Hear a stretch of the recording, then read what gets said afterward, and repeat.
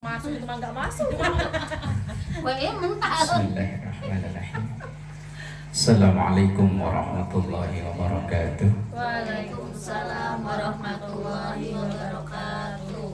Bismillah walhamdulillah, wassalatu wassalamu ala rasulillah Sayyidina wa maulana Muhammad ibn Abdillah wa ala alihi wa ashabihi wa man tabi'a rushidah amma ba'dah. Ila hadratin Nabiyil Mustafa Muhammadin sallallahu alaihi wasallam wa ala alihi wa ashabihi wa azwajihi wa dhurriyyatihi wa ahli baitihi al-kiram wa jumhuriyatihi minal muslimina wal muslimat wal mu'minina wal mu'minat aynama kanu, khususan mu'allif hadzal kitab Asy-Syaikh Muhammad Hasbullah. Syalillahi lahum al-Fatihah. A'udzu billahi minasy syaithanir rajim. Bismillahirrahmanirrahim. Alhamdulillahi rabbil alamin arrahmanir rahim maliki yaumiddin. Iyyaka na'budu wa iyyaka nasta'in ihdinas siratal mustaqim. Siratal ladzina an'amta 'alaihim ghairil maghdubi 'alaihim waladdallin. Amin. Halaman 48 ya. Melanjutkan bahasan kemarin tentang haji dan umroh. Sekarang belajar teorinya, siapa tahu kapan-kapan prakteknya. Yang penting kan teorinya udah tahu dulu. Sampai baris keberapa kemarin? Baris ketiga ya, dari atas ya. Fa in syaqqa alaihi rukubuha fayushtaratu ay yaqdiru 'ala rukubi fi syaqqi mahmilin mudhallalin in ta'adza bil harri awil bardi. Ini membahas tentang istitoah. Istitoah itu di ayat itu. Walillahi 'alan nasi hajjul baiti man istata'a ilaihi sabila. Hanya untuk Allah diwajibkan melaksanakan ibadah haji bagi yang mampu. Nah, mampu itu ada 5 kategori. Yang pertama, mampu fisiknya. Nah, ini yang dibahas adalah tentang fisiknya, kesehatannya. Biar duitnya banyak, perjalanan aman, tapi kalau kesehatannya tidak memungkinkan, maka orang itu tidak wajib berangkat haji. Kemudian yang pertama tadi fisiknya, yang kedua finansial, keuangan. Kayak kita ini kan ya alhamdulillah ya sehat-sehat ya. Cuman duitnya belum cukup, ya nggak wajib. Yang ketiga mental. Ada orang duitnya banyak, badannya sehat, tapi keimanannya bukan gak waras.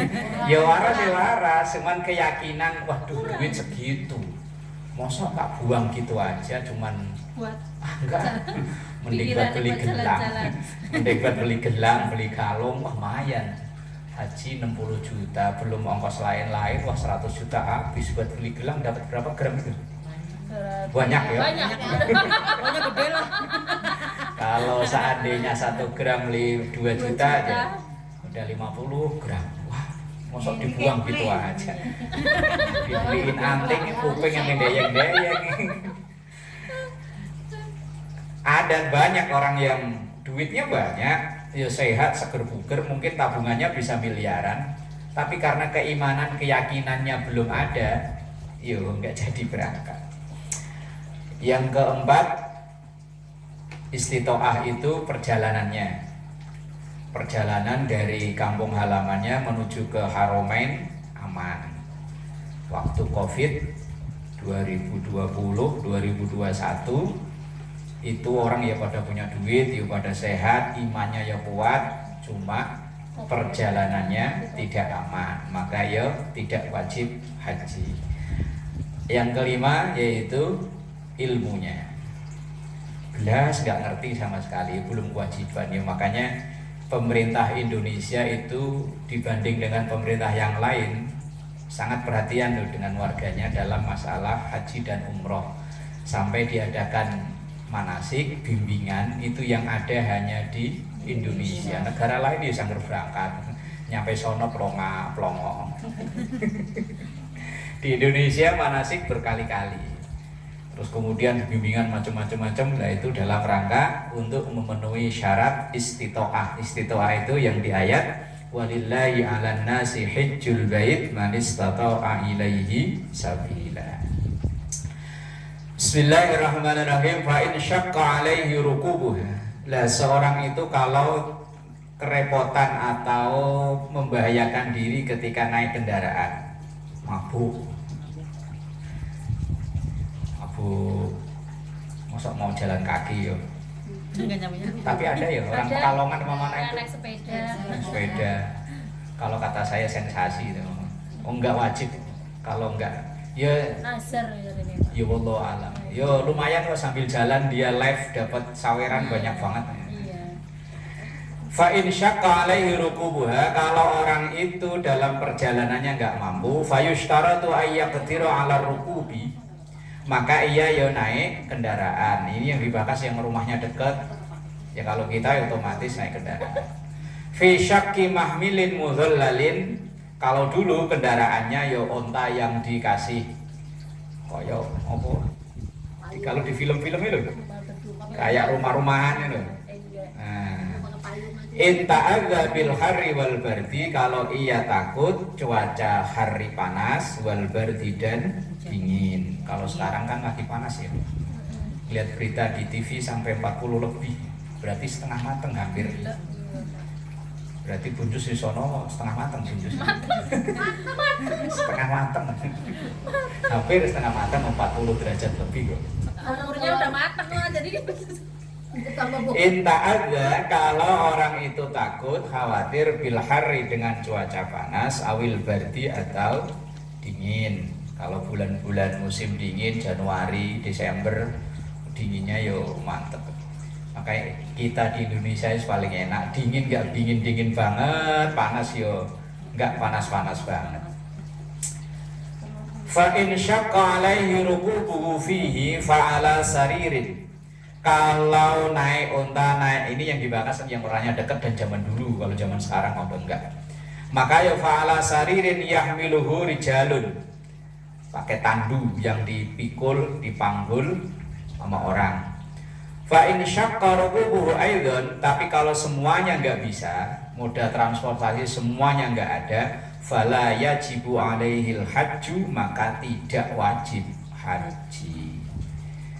Ya kalau yang apa naik sepeda, naik motor, apalagi jalan kaki, ya aslinya tidak wajib secara hukum, cuman dia pengen nekat, ya terserah sono lah ya. Binafsihi, untuk dirinya.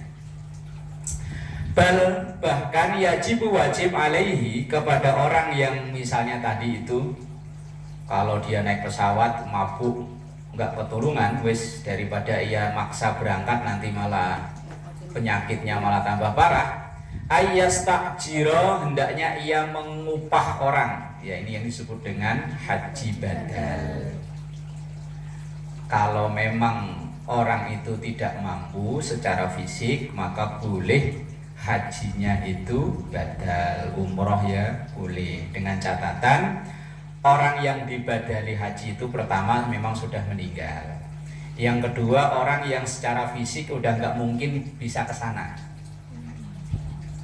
Kita punya orang tua yang secara fisik kayaknya udah nggak kuat untuk perjalanan jauh, untuk melaksanakan rangkaian ibadah haji dan umroh, maka itu boleh dibadalkan. Tapi kalau masih seger buger, kayak begini kan masih seger buger, ya benjus ya, masih ada harapan, siapa tahu kan pulang ke sono ke Sandung.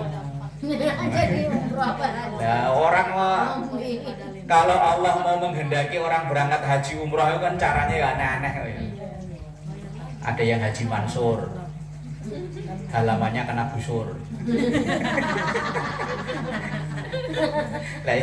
Halamannya kena busur, langsung buat daftar berangkat. Ini kan namanya haji mansur.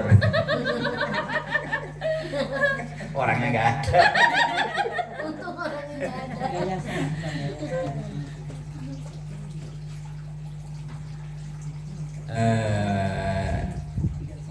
Mana tadi?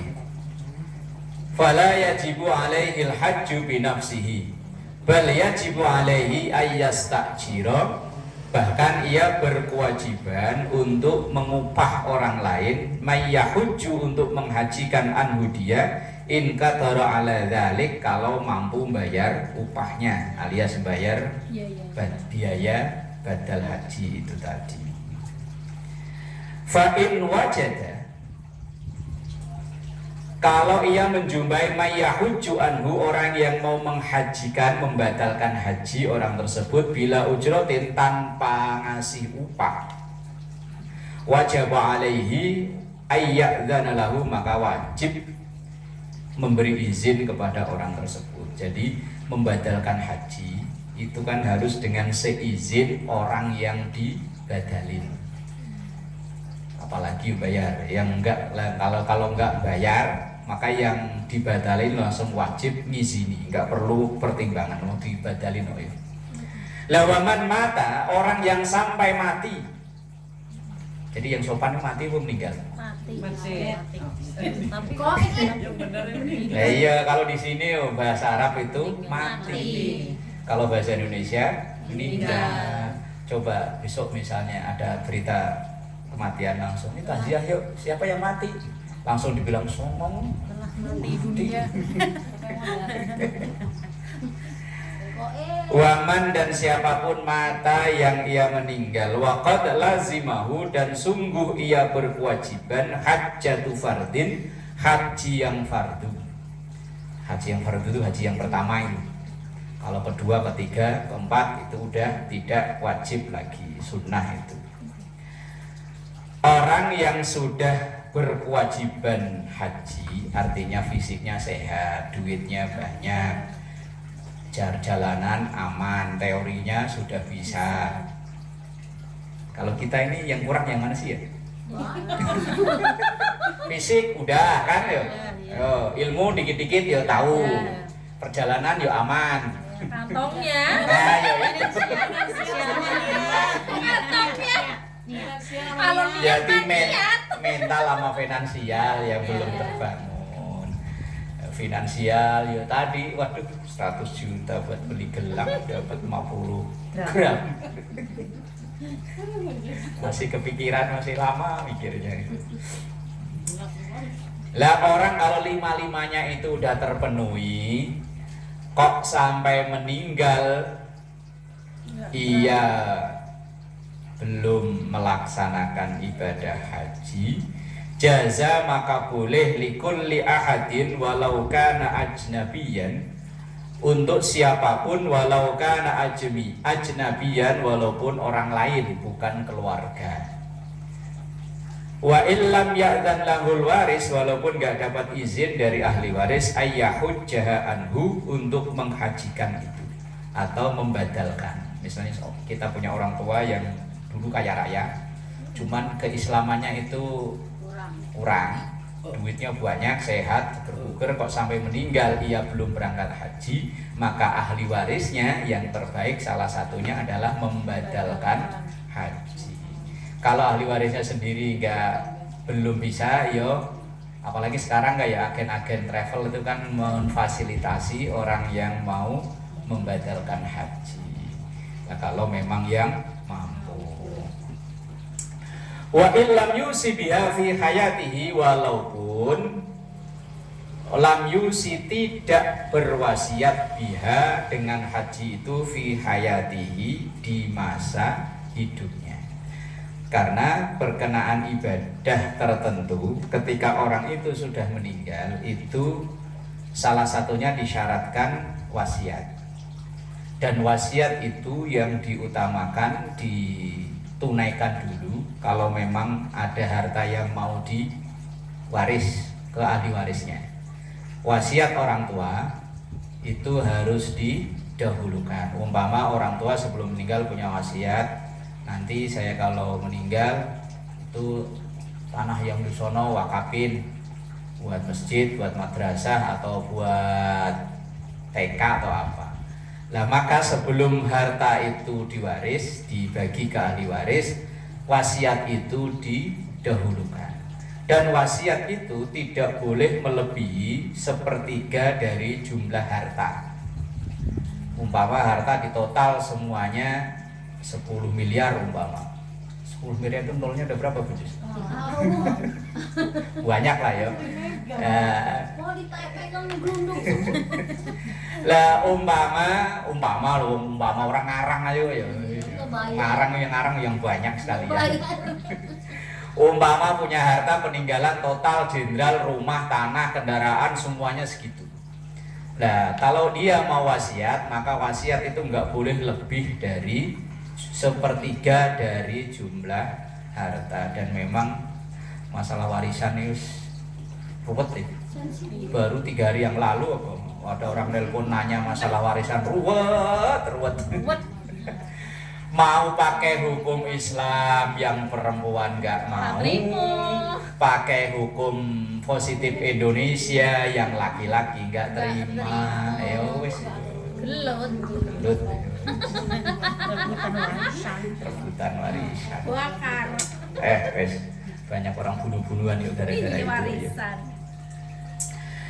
Nah, ini orang yang meninggal belum sempat haji padahal ia mampu, maka boleh dibadalkan walaupun ia tidak wasiat.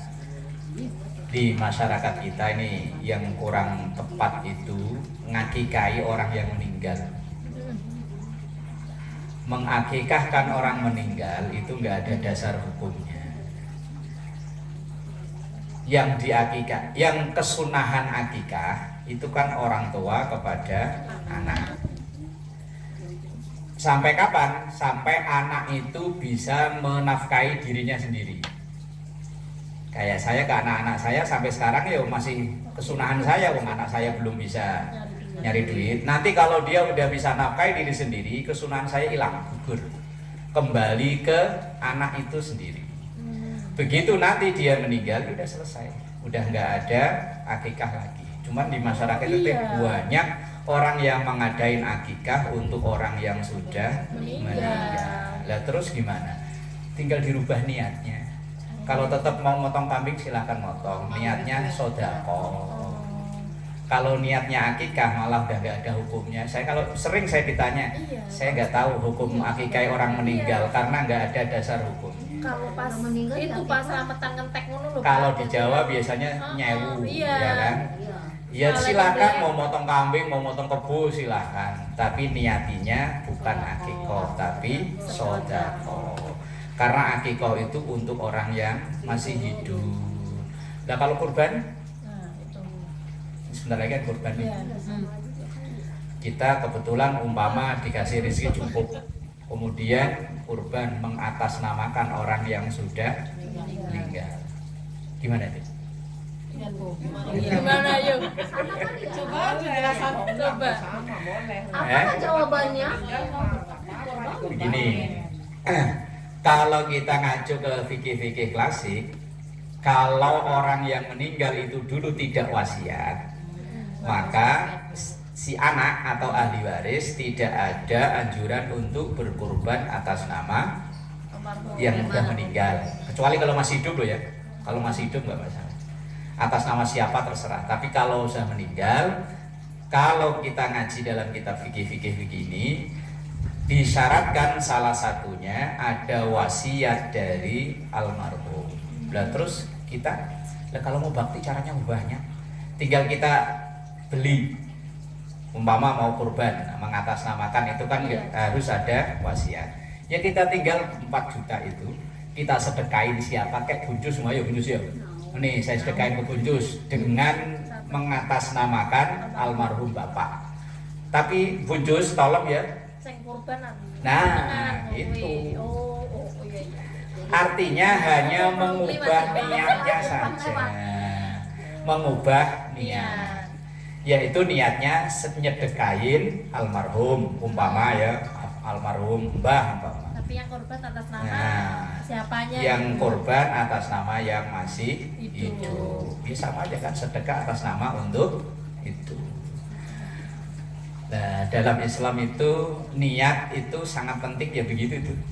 sesuatu bisa halal bisa haram ya gara-gara niat. Bisa wajib bisa sunnah bisa haram gara-gara niat.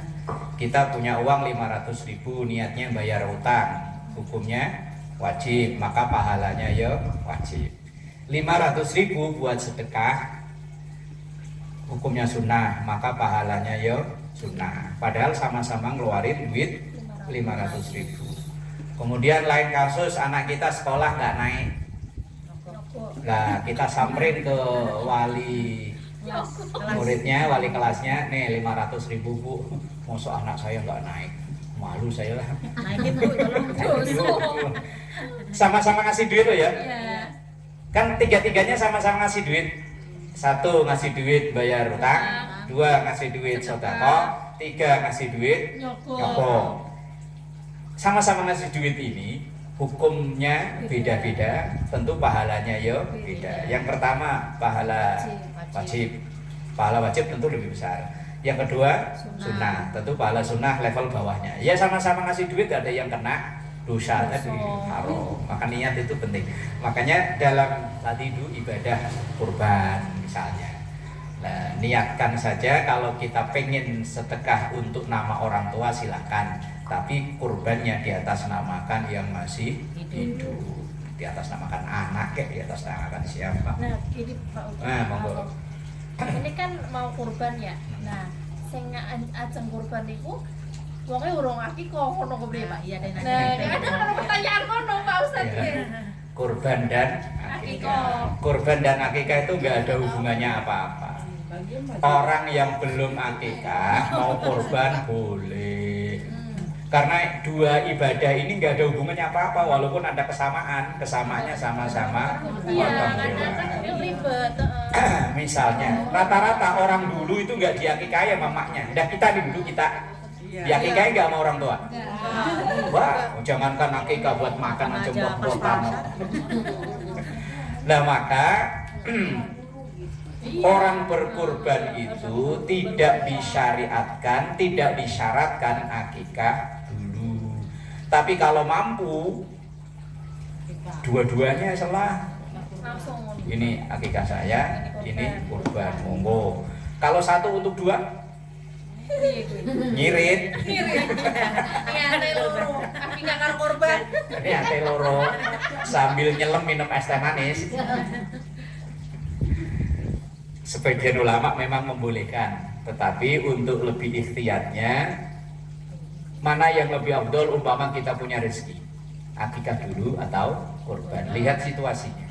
Kalau memang situasinya itu di bulan-bulan kurban, maka yang afdol ya kurban. Umpama kebetulan kita dapat rezeki nih. Ini kan udah mendekati kurban, maka yang afdol ya kurban. Tapi kalau enggak itu ya akikah. Yang jadi problem juga orang kurban yang nazar itu tidak boleh memakan daging itu. Tapi kalau nggak nazar boleh, asal nggak lebih dari sepertiga itu tadi. Tapi apa iya sepertiga? Kelenger ya iya. Kelenger ya iya. Lah nazar itu contohnya banyak, kadang orang kepleset loh. Ini ibu-ibu kan pada arisan ya. Lah terus umpama panitia Mbak Selamat Bapak Yunus nyamperin, Bu enggak kurban, ntar kalau dapat arisan. Begitu pas dikocok, pas menjelang kurban keluar beneran, maka itu wajib hukumnya. Dan kurban wajib itu yang kurban tidak boleh makan daging itu. Tapi kalau nggak dinadarin apa-apa, Bu nggak kurban, insya Allah. Ya wis lah. Tapi kalau dinadarin tadi itu, ntar kalau dapat arisan itu namanya nazar. Atau misalnya ntar kalau suami dapat bonus dari kantor, nazar. Ayo. Makanya umpama terus anak atau tetangga nanya, Bu tahun ini nggak kurban? Nanti kalau bapaknya dapat. Ayo wes makanya jangan kebanyakan. Nanti. Umpama kok ditanya, Bu, maaf, umpama anak yang nanya, Mama, tahun ini nggak ikut patungan kurban? Iya, ntar kalau papa dapat bonus. kebetulan pas bulan apa nanti? Juni ya. Pas bulan Juni awal bulan, bener 5 nih ada bonus dari kantor. Wajib berarti. Jumlahnya umpama 4 juta atau 5 juta. Bisa, betul. Kan pas buat kurban. Ini wajib ini. Wah. Makanya hati-hati. Itu termasuk nadar loh. Nadar itu kok nggak hanya yang omongan kayaknya biasa-biasa itu bisa jadi nadar. Makanya yo agak hati-hati masalah itu. Karena persoalannya kurban yang asalnya tidak wajib bisa berubah menjadi wajib. Daging yang awalnya kita dibolehkan untuk makan berubah jadi tidak boleh. Lah terus mensiasatinya gimana? Mensiasatinya, makanya kadang kan kurban itu diserahkan ke panitia. Berarti kan semuanya udah haknya panitia. Kalau sudah haknya panitia, ya terserah panitia. Nah, yang jadi permasalahan itu yang kurban dipotong sendiri di rumah. Dan ini kurban nazar. Nah ini maka nggak boleh makan yang ini. Makanya mensiasatinya diserahkan ke panitia itu tadi. Wa misluhu man mata wallahu a'lam bissawab.